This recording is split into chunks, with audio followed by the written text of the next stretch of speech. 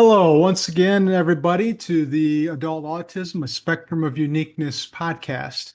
I have a special guest today, Marcia Eckerd, a clinical psychologist. And Marcia, welcome to the podcast. Thank you so much. I'm glad to be here. Well, listen, I had come across one of your blog posts. You have a blog, I think that it's called Everyday Neurodiversity.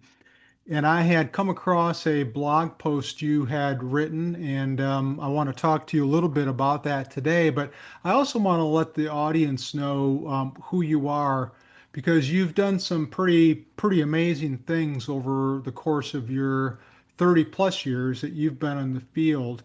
And I looked at your website and I saw that in addition to diagnosing and treating people with autism, that you've served on advisory councils for autism, that you've also done writing, lectured, you've also presented at workshops, conferences, and so you've really done a lot in this field, and essentially you know what you're talking about. I hope so. I hope Yes, so. yes. So I'm really appreciative that you're on our podcast today. Thank So, you.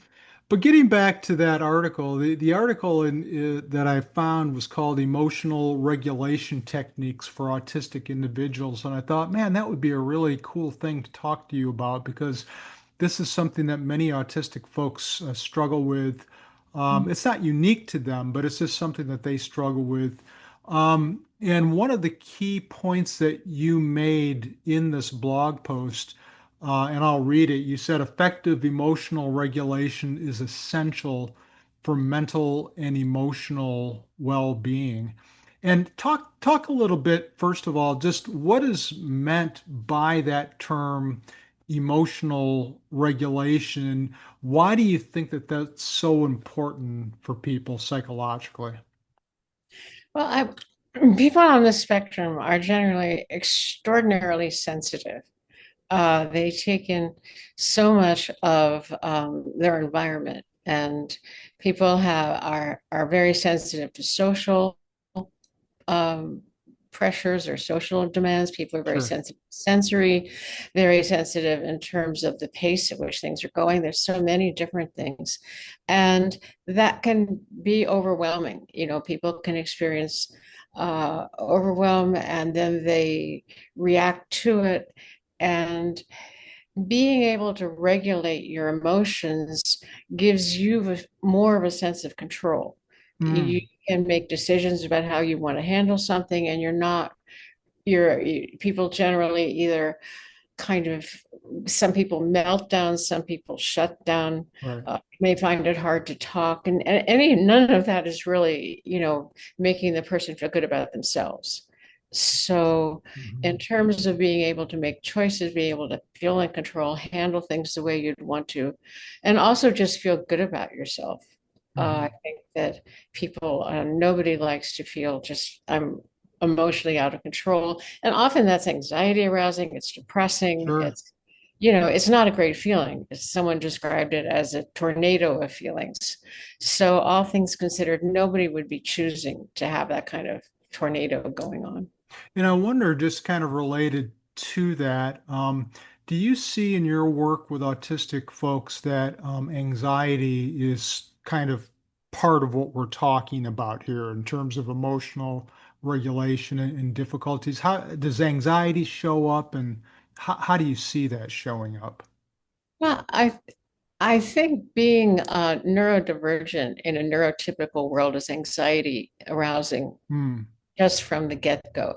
Yeah. You, I don't think it's just not neurodivergent friendly. Mhm. There's too many sensory things, there's too many demands. The expectation is conformity. The expectation is do Yes. what we expect. The expectation is for women is to be your gender role.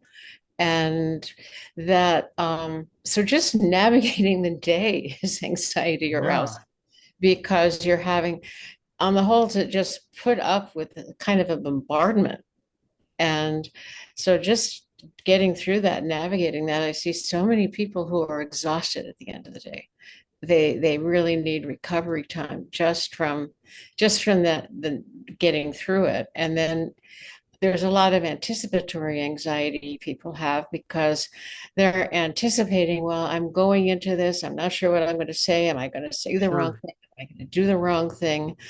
Or how am I going to come across? There's a lot of anxiety because people kind of ruminate over what they already had happen. What did I say? Did I do the wrong thing? What do they think of me? Gee, I should have said that. And that it just sort of goes around and around and around. So whether it's anxiety about the present, the future, or the past, there's a lot of anxiety.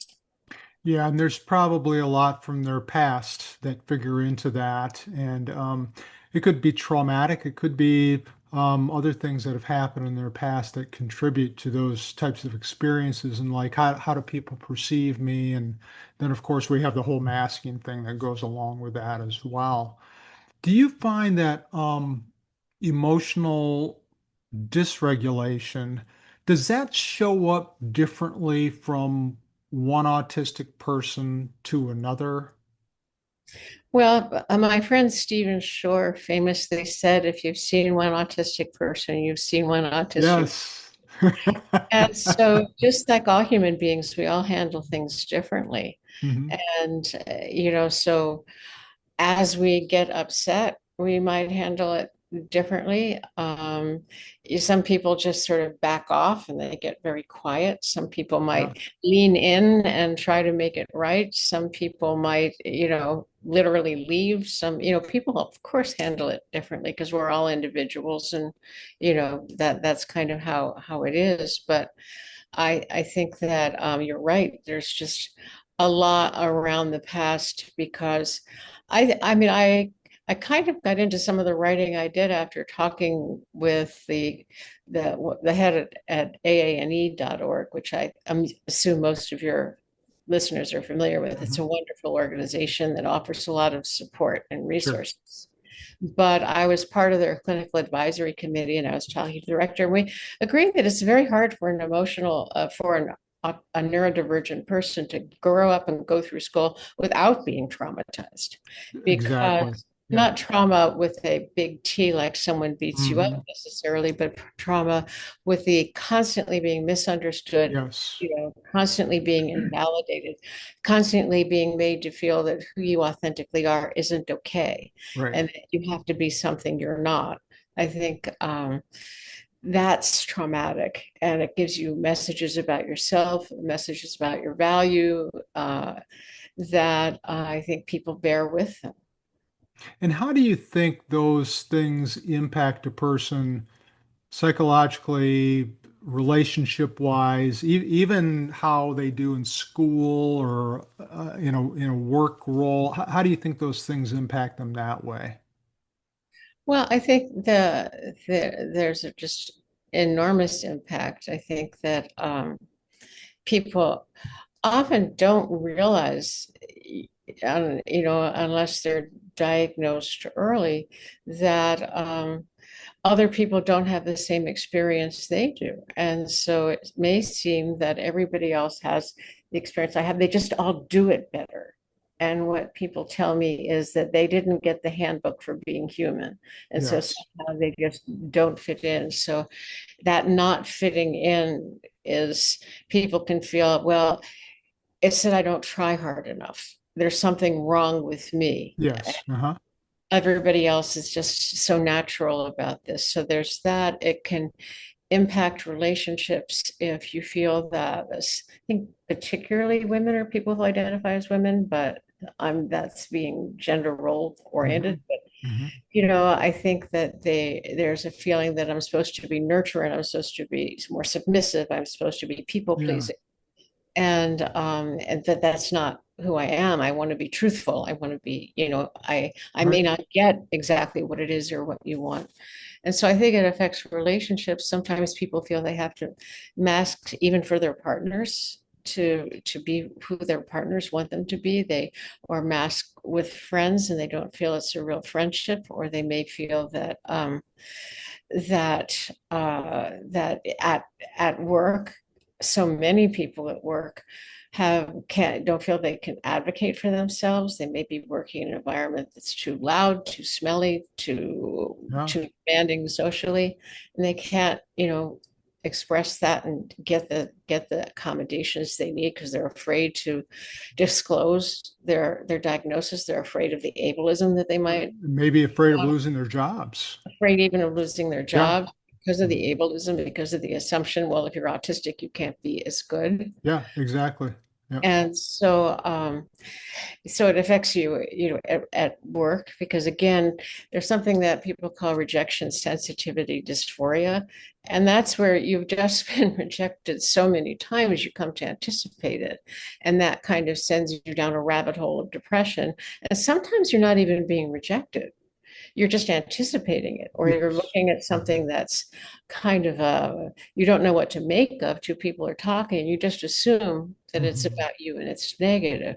And or someone that you're with says the wrong thing and you're out of sync, and you take that as a rejection, Right. or a criticism you take as a rejection. And so, I just think all of that experience sets people up for having all this self-questioning, self-doubt, anticipatory anxiety, depression. All of these things are just much too normal for all of us. Yeah, and a lot of what it kind of boils down to is it's not okay for me to be me. It's not okay for Right. me to be my real authentic self because that's not acceptable to people. Yeah. Um, and it's got to be such a frustrating experience, and it's not fair. And these are the sorts of things that I think that will contribute to mental health problems that Like, they experience. there's a definite correlation between masking and depression. Hmm. And I've seen some suggestions that there can be some correspondence, not causation necessarily, with suicidal thinking. But if you feel that I can't be me, I have to be something else all the time, I don't know if I could keep this up, that could lead you to feel pretty hopeless. But I Yeah. think that it's understandable that that it has such a strong effect on people. Yeah, and the fact that they've probably been dealing with this ever since they were younger, even in elementary school with peer rejection and a lot of this stuff that they've contended with. And it really does have a negative impact on self-esteem and those types of things. All that trying to fit in and trying Yeah, so hard to fit in. exactly. I was working with a woman yesterday, and she said she's masked so long she doesn't remember who she is. Oh, sure. It's Yeah. so automatic that she's people pleasing, or that Hmm. she's trying to, I had one woman who described it as, I put my Disney princess mask on every morning. You know, Yeah, I have to be this entertaining, bubbly, friendly person. And I don't even remember who I am. I don't even remember what I would do if I wasn't exactly. this. Well, you can understand why, Eric Erickson had many years ago had come out with this theory. You probably remember the stages of psychosocial development, and in that period during teenage years, that I'm trying to figure out who am I, what am I going to do, and all this kind of stuff. But that's the big question: is answering who am I? And if you're wearing a mask, you're kind of learning who you are with a mask on, but you're not learning who you are authentically. And I think that that's something that people continue to struggle with. Autistic folks continue to struggle with even well into adulthood, such as what your client was telling you the other day. So, Yeah, I mean, I think that there can be, in my experience, sort of a disconnect between somebody who maybe, I don't like functioning terms, because somebody who is quote high functioning, meaning that they're able to work and they're able to, be in a position of responsibility, they still may have enormous support needs. They still may have a lot of sensory issues. But somebody who is doing well may be able to do that, but they don't feel that mask is me. Do you yeah. know what I mean? Hmm. So Right. there's this sort of disconnect Yes. of, I know who I am in my role, but I don't know who I am. That's right. Yeah, Sense. that's a good point. Well, let me get back to the emotional regulation because I have this is the article. People won't be able to see this if they're listening to the podcast, but I'm holding up this article to this blog post that you had written, Marcia. And the reason I think one of the reasons that I was drawn to this is because of how practical it was. And in this blog post, you list, I believe that there are eight ways that people can use emotional regulation techniques to kind of help them when they're feeling overwhelmed or whatever it is that they're experiencing. So, what I wanted to ask you about is maybe to talk about two or three things that an autistic person could do to get themselves from a dysregulated state to a regulated state. Well, I'd like to back up one step, if that's okay with That's you, fine. which is that many autistic people have what they call alexithymia, which is they have trouble both identifying their own body experience, like I'm thirsty or something like that, but many have difficulty identifying their emotions. Okay. And or some have trouble experiencing their emotions. They may know they feel bad, but not why, or, being able to identify it. And I think that one of the first things about emotional regulation is to be able to know yourself and to know what your triggers are, Okay. to know that this is a situation where, I'm likely to get overstimulated, or Okay. I'm likely to run, and to kind of have strategies in your head, both for dealing with it. If this is happening, well, I could, excuse myself and leave, for one thing.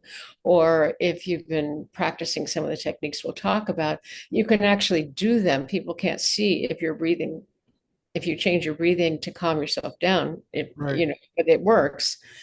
So to know yourself before you get to that way over, dysregulated place is, I think, really, really important. And so, Yeah, you know, well, that's a really good point. Like, what does emotional dysregulation look like to me? How do to I me, experience that? That's an yeah, excellent point. right. How can I tell when I'm getting anxious? Yes. Are there feelings in my body? Is it something I'm doing? Is there, you know, uh, can I is how, and then when you, or just from past experience, and sometimes families and partners can be really helpful because we see it. Somebody may not Hmm. experience it in themselves, but we can say, hey, this is going on. I think that, it's possible that this is sort of, you know, um, triggering you or difficult. I had one boy where they talked about, green light, red, yellow light, red light, and he had a very trusting relationship with his coach. And if it was green, things were cool. If it was yellow, things were beginning to build up. And he'd say, "Hey, Brian, is it going yellow?" And if Brian stopped and thought, and it was, he'd go take a break. Okay. So that self-awareness and being able to sort of catch yourself before you're at the stage of being totally overwhelmed and totally not being able to cope is really important. And I And think it goes back to what you were saying at the very beginning when you had mentioned the importance of feeling like you're in control. And this is a real good way, I think, of doing something like that. That if you have the awareness that, okay, I'm starting to feel this way now. I think I'm starting to feel a little bit dysregulated. That'll place you in a more of a sense of control because if you know what you're about to talk about with these techniques, you know what to do. If you sense and you're aware that you're starting to feel this way, then you'll feel like, okay, I think I'm getting a better handle on this. another point I'd like to make is that some of the techniques that we're going to talk about, it's important to practice them when you're not dysregulated, Ah, because you want them to be something that you have almost an automatic ability, a memory of, that's an excellent point. especially Yeah. some of the Hmm. self-calming techniques, because otherwise it's sort of like doing a fire drill when there's already a fire. You're trying to make something, you're trying to make calming work when you're really so, overwhelmed. And it's much, Sure. if you've already kind of trained your body that you'd have a regular practice of meditating or doing breathing exercises or doing something relaxing, that if you just eat, I mean, the neuro psychiatry thing of this is that if you even think of it, it's going to calm your body down. So if you can do just a few, they teach this at Mass General. If you have a regular practice, say, of meditation, and I'm in a talk this and all of a sudden I start to feel anxious, I can just take a minute to just do a couple of the kind of breathing things I do, and that'll help my body lower the cortisol level, lower the autonomic, Sure. nervous system going, Yeah. and and that will help me, so we're going to talk about techniques, but some of them it's really important to be aware of. We want to practice it, as we go, and not just wait until, we're sort of, the sink is shipping and we need a lifeboat. Well, and this is why we did tornado drills in elementary school, right? For the Right, same reason, so we know what to do. So, right, yeah, right, exactly, yeah. exactly. Hey everyone, Chris Quarto here. Wanted to make quick mention of something that I'm putting together that I'm really excited about. It's an online course for newly diagnosed autistic folks. Doesn't have a title yet, but some of the things I'm addressing in the course are things like masking, emotional exhaustion, and autistic burnout. How to tell people that you're autistic and how to navigate those relationships moving forward, and putting together the pieces of your autistic identity. Now, let me know if this is something that you're interested in. I'm actually looking for 5 people who have been diagnosed within the past couple of years who would be willing to complete the draft version of this course for free and give me feedback on what you liked about it, what you didn't like, what could be changed. So you'll get a lot of great free content, but I'm only interested in hearing from people who are truly committed to completing the course within a 1 month time period because I'm really looking to get this thing out on the market soon. So if that's you, shoot me an email at chris@chrisquarto.com. That's CHRIS at CHRISQUARTO.com. Thank you very much. So I'm going to change the order from the blog. Yeah, do whatever you'd like to do. Just you two or know three of them if you want to mention those. Right. Well, one of them is kind of obvious from what we were talking about before, which is kind of know your triggers. And so if you're in a sensory, if you're going into a sensory environment that you know is going to be hard for you, um, use, take care of yourself. If you're very noise sensitive, wear those earplugs, or people have noise canceling headphones. Right. You're very sensitive to light, wear a hat or wear, have sunglasses, do something Yeah, like that. If you're very sensitive to, to touch, most people know to wear comfortable clothing, but sure. if try to in other words, have strategies for yourself so that you can cope with the environment or cope with it, and maybe it's just less toxic for you. Hmm. But something people talk about a lot is meditation, and I can't tell you how many people say, "Oh, I can't meditate," and that's because um, mindfulness is an important concept because it talks about being in the moment. Uh-huh. And so often we're worried about the future or the past, and something that helps you come into the moment is really important because usually in the moment nothing is happening, right? You're Hmm. worried about what's going to happen. But so I think mindfulness is a really important idea, but mindfulness meditation, which is where you kind of are supposed to just focus on your breathing Right. and not think. A lot of people say, I just can't do that. Right. My mind, I just can't do that. It doesn't work. I can't Hmm. meditate. And the reality is, before, and you probably remember this too, before mindfulness became the big thing, it was transcendental meditation. Hmm. And in that, you said a mantra over and over. And Yep. what they found out when they studied it is you didn't have to have some special mantra that was, in Right. Sanskrit that you said. You could say, row, row your boat. You could say 1, 2, 3, 4. Yeah, And you could count to 10. I mean, that whole thing of counting to 10. And, do that repeatedly. The idea of meditation is number one, you breathe. Mhm. Number two, you have some kind of focus. Sure. But it can be your breathing, like in mindfulness meditation, or some body sensation.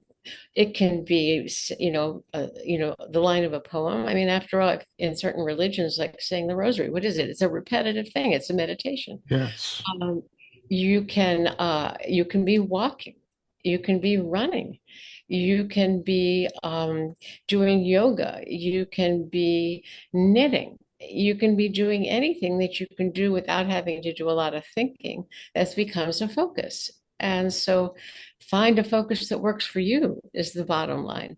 There are other things also that have the same impact, like doing a breathing exercise. And there's apps that call themselves Breathe, and we'll talk about apps in a minute, but doing something like just breathing in for 3 and then slowing your breath, bring out for 6, or breathing in for 4, holding it for 4, breathing out for 4, holding. So there are breathing techniques and there are techniques of doing something repetitive that work. And then the trick is when your mind starts talking, and your mind is going to start talking, it's yap, yap, yap. Hmm. Hmm. It's when you realize it, you just go back to your focus. You haven't screwed it up. You haven't messed it up. Just go back to your focus. Yeah. And so if you give permission to have any focus that works for you, it works a lot better for Hmm. Yeah.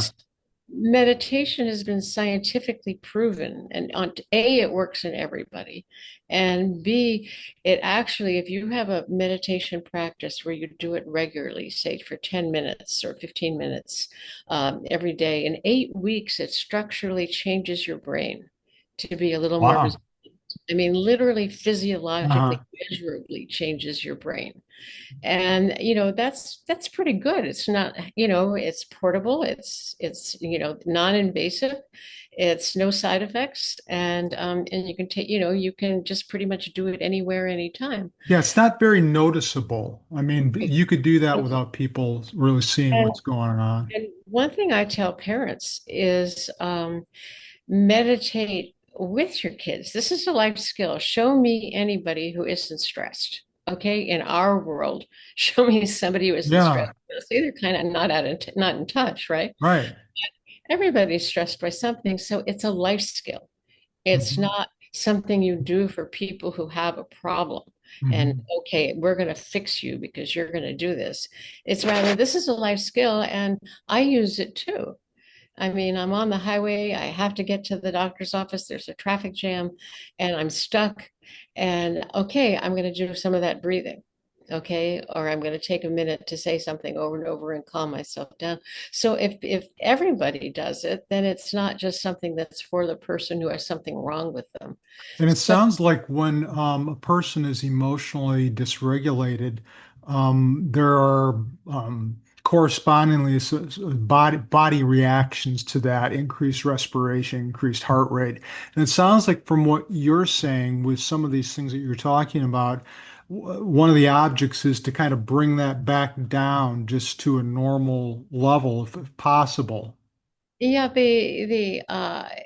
and the thing is, you kind of have to do that because there's a part of your brain that has to do with thinking, and then there's a part of your brain that's kind of automatic. That's the emotional response part of your brain. Hmm. And your emotional response is triggered and it's at a very high level, the thinking part of your brain kind of goes offline. Ah, okay. And so that's why if someone's super upset, saying, "Tell me about how you're feeling," is not Yeah, going to work because they're just too upset, and someone's melting down saying, "Well, what is it that it's not a good time to talk. right. It's a good time to sort of give them some space, be a calm Sure. presence, and for the person to do something to bring that level of arousal down to where their brain can kick in." And Hmm. the other things like using self-talk, Okay. being able to reality check and say, is, am I catastrophizing? Am I, overgeneralizing? Am I Hmm. doing, there's a whole list of cognitive distortions. If you Google cognitive distortions, you'll find a list of them. All or Yeah. nothing thinking. Well, if I fail this test, I'm stupid. Yes. You know what I mean? Things like that. Yeah. And so you can use self-talk, which is essentially in cognitive behavioral therapy. Um, and and that can help you kind of, once you've gotten yourself calm enough to think. Another thing that's, that I find is useful for many people is physical activity, to go Hmm. take a walk, I Okay. have one guy who goes and does wall push-ups, and the physical activity help, as exercise releases endorphins, but physical activity can help someone calm down. You Okay. um, run, do something like that. If you can take a walk around the building, maybe by the time you're back in front of it, you'll be calmed down. Or in this heat, climb the stairs.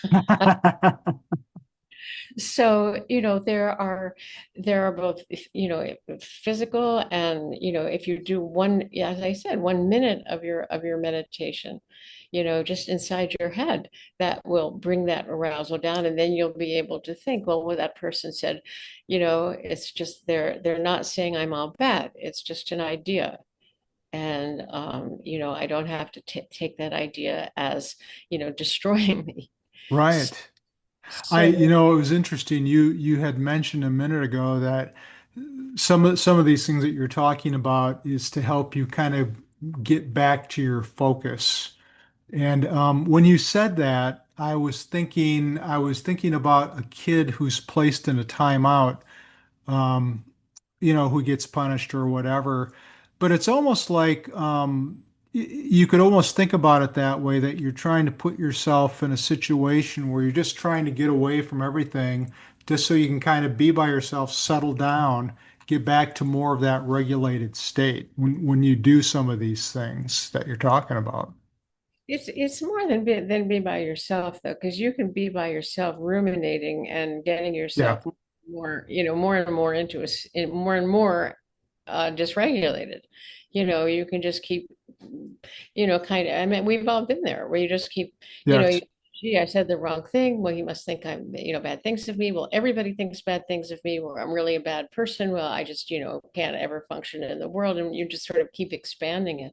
So it's really important not just to sort of sit there stewing, but rather to sit there and to do something, breathing or listening to music or whatever helps you in that moment. And there may be things that help you that are like listening to music. It might be, Hmm. looking at something that is pleasurable for you. It might be, there might be a variety of things you can do. Again, it all has the same aim, which is to sort of bring down that level of Yeah.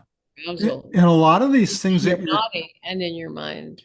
And a lot of these things that you're talking about, Marcia, are not difficult things. These are just very basic things that people can do. Although I think the thing that you had talked about was practicing, Yeah, the is trick is very important, doing it. because they need to become automatic, because when you're in the state of dysregulation, you might not remember this very easily, but if you've practiced this and rehearsed this, it'll come back to you much easier. I think that there are two things, and you're absolutely right on. One is that you kind of have to have a commitment to doing it. Creating a habit is not an easy thing. And No, what I'm talking about is create a habit of doing this. I find it can be most helpful to have a regular time. So I meditate right when I wake up before I do anything else. Because once I start doing things, then I'm on for the day, sure. and it's not going to be easy for me to remember, oh, take time to do this. Or some people do it right before they go to bed, because two things we do every day is we get up and we get to bed. So that, connecting it to a specific time can help. But you have to make the decision you're going to do this. And for a lot of our folks, initiation isn't easy. You Yeah. know, doing something that you say, well, this isn't really my interest, you're really doing it for yourself. You're doing it the same reason that you do other kinds of self-care, to care for yourself in a very fundamental way. The other thing that can be hard is if you're going through an incredible stressful time, And as you know, I just had a lot of stress in my family, and I was just, up to my eyeballs and things. And it was very hard for me to remember or to take time for Sure. myself. Do you know what I mean? Yet Hmm. that's the very time we need to do it. So it's both getting ourselves to do it in that preparatory way, but also being able to do it when we need it and to remember it, oh yeah, I can breathe. And Yeah. and and as you said, it's much more available to do if you have a regular practice, and it's almost automatic that I mean, a lot of times we realize I haven't been breathing. Right. And so you stop holding your breath and you breathe. Right. Well, listen, do you have one more maybe technique or strategy, something that you might be able to share with the audience that might help them if they're dysregulated? Well, we talked about sort of trying to manage your sensory environment, and we Yeah. we, we talked about knowing yourself and knowing your triggers, and we talked about using both meditation and breathing techniques, and I'll mention some apps like and Calm, Headspace, or meditation apps. There are a lot of progressive body scan apps. There are breathing apps. There's, I think, one called Know Your Feelings that's by the Yale Center for Emotional Intelligence. So there's, you can check out apps that you can use to help. But strategic coaching is another one. I think that Mm. when you, it may be hard for you to recognize what works for you, or it may Yeah. be a lot of people sort of try to think of that and they just draw a blank, and having somebody kind of help you, somebody who knows you, and it be a therapist, whether it's a family member, whoever, somebody you trust and you want to listen to. So for young adults, that might not be their parent,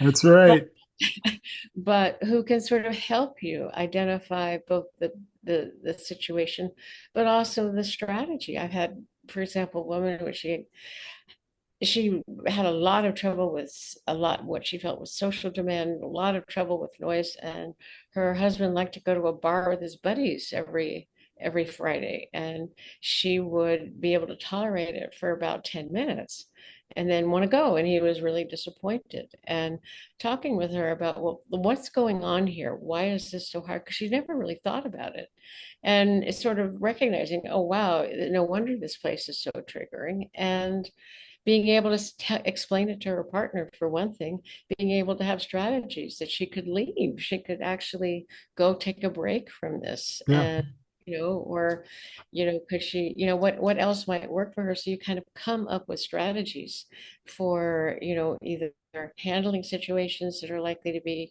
difficult, or for, things I can do, to kind of get myself out of there, as you said, to, to get to take that break, that time out. Hmm. Sometimes people get dysregulated just having an emotionally rousing conversation with somebody, because they feel maybe it triggers that rejection, or triggers Yes. Hmm. being able to do time out and let's both calm down and we'll come back to this.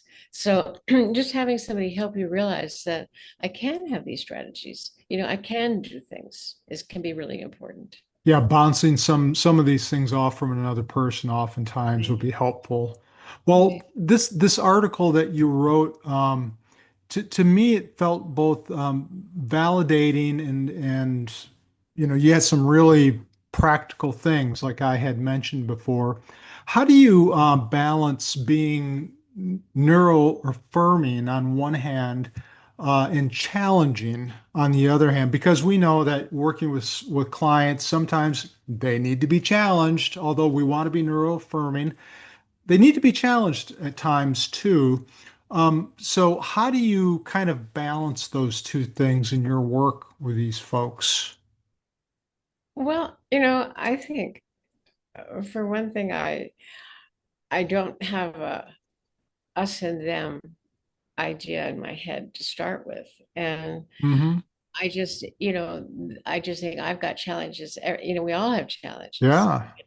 And I think one of the problems of people who don't get neurodivergence is that they're challenging in either in a critical or disrespectful way.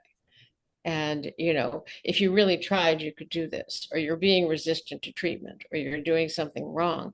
And if you let go of the doing something wrong, and I know this is really hard for you, and it's, I get it. And you let them know you get it, you validate them. And then you say, Sure. but on the other hand, how can you maybe get yourself to practice this? Or on the other hand, and then help them. Ross Green basically has this kind of approach where you respectfully validate somebody, but then you introduce another idea, and not in a way that's you're communicating acceptance, but you're also communicating, you know, one of the things that's going to be important is for you to be able to get out of your comfort zone. And you, Hmm. and you Yeah. know that, Yeah. and you accept that that's hard. But how can we do it? What might be a step to help you do that? So it's affirming respect for the person, understanding what the person is going through, at the same time as recognizing that getting out of that comfort zone or building that new habit or doing, and I talk a lot about neuroplasticity, that if you do something a different way, sooner or later it becomes part of your brain, literally. So, that's the challenge, but it's not a disrespectful challenge. It's not your lazy challenge. You and I were probably trained, well, trained at pretty much the same time. Back way You're, you're, back you're saying when. we're old. Come on, be honest. Yeah.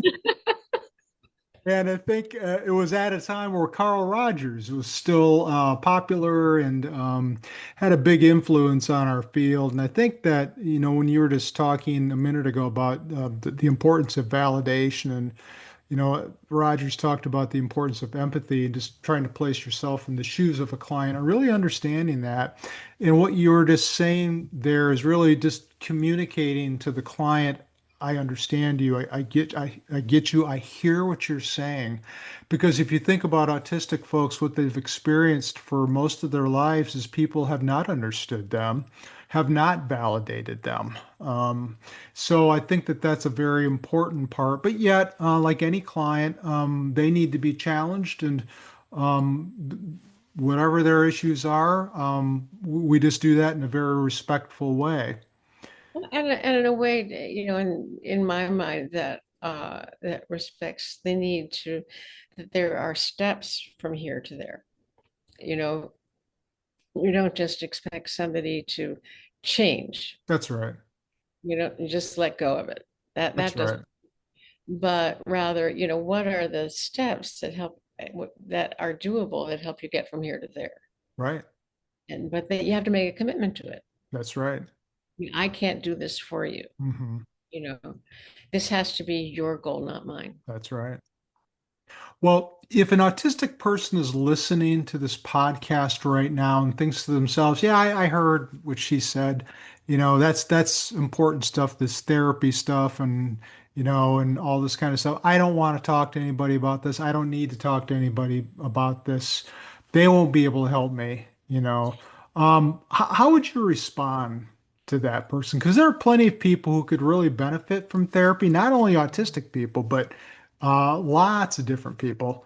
But in particular for the autistic folks, how would you respond to something like that? Well, someone like that may have had a lot of negative experiences of Yeah, not being understood. yeah, Uh, so that's certainly a possibility. And a lot of people feel that there's something wrong about asking for help. That, it's sort of a shameful thing to do, to say hmm, I need help. And I'm independent. I do my. yeah, And so I think the idea that it's okay to let somebody be helpful. It's possible that someone might. It doesn't mean you're crazy. It doesn't mean there's something, you know, dreadfully wrong with you, that, that many people are doing this. And to try to find somebody who does get it, somebody who I can't tell you how many clinicians aren't neurodiversity affirming. They don't get it, yes, and they're invalidating, or they say really useless things like, tell me how you feel. Well, boy, Hmm. does that not work for a lot of folks. So Hmm. you need to find somebody and sort of say, well, have you ever heard of neurodiversity? And, you know, the good thing, which you may be part of, I'm part of, is there's something called PsyPact and PSYPACT. Hmm. And they have a directory of people, and there are people who can practice across all of, I think it's 42 Yeah, these states. are psychologists. Right, who are psychologists. Hmm. And so you don't have, ideally find somebody near you, but if you can't find somebody who's neurodiversity affirming near you, if you look at PsyPact, you might find someone who can practice in your state with That's you. right. And, it's possible, if you prefer doing it in person, that's for you. I work only by Zoom because I Hmm. see people in so many places, it's not worth having an office. So, Hmm. I think that finding the right person, most of us have websites these days. So you can look at the person's website, you can look at something about them, and you'll have a feeling for, am I a good match? You know, Yeah. Yeah, that's a very good point. I think I just had a person yesterday from Oklahoma who reached out to me to see if I could do an evaluation. So it's really nice now that we have more of this flexibility to be able to help more people who really need it and deserve our help too. exactly. If somebody wants to learn more about you, your work, how can they find out about you? Where can they go to learn about you, Marcia? Well, I'd say the easiest to start is my website. All right. It's www.marciaeckerd.com. And I think you probably have my name in somewhere I under the do. description of this podcast. So it's just my name. And I have a lot of the things I've written on there about kids, families, a lot about women. And, there's a lot I've written on there. There's some resources on there. So you'll get a sense of who I am, where I come from, and what I do. And, hopefully when you're looking into therapists, you can have that kind of thing to check on and to kind of get a sense if somebody is specifically saying I'm neurodiversity affirming, that's a good start. But, people talk about who they are and what they do. I certainly do on mine. Mhm. So I think that would be a good way to get a sense of who I am and what I'm about, and really probably true for a lot of people. Yeah.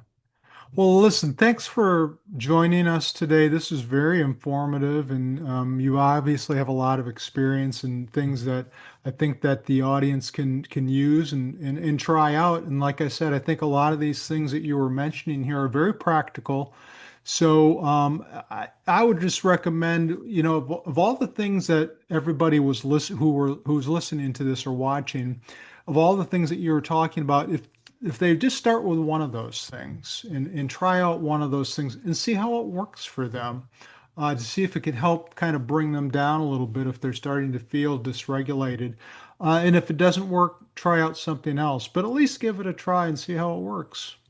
And I think your point about therapy is important. That can be very helpful to a lot of people, but people can also try this on your own. As I mentioned, there's apps. If you understand the concepts and you can, read about them, then then you can start exploring this on your own. So, you don't have to start with a therapist. That's a good point. Yeah. Well, Marcia, thanks again for joining me. It was very nice of you to do this, and you have a good rest of the day. Well, thanks so much for having me. Bye Okay. bye.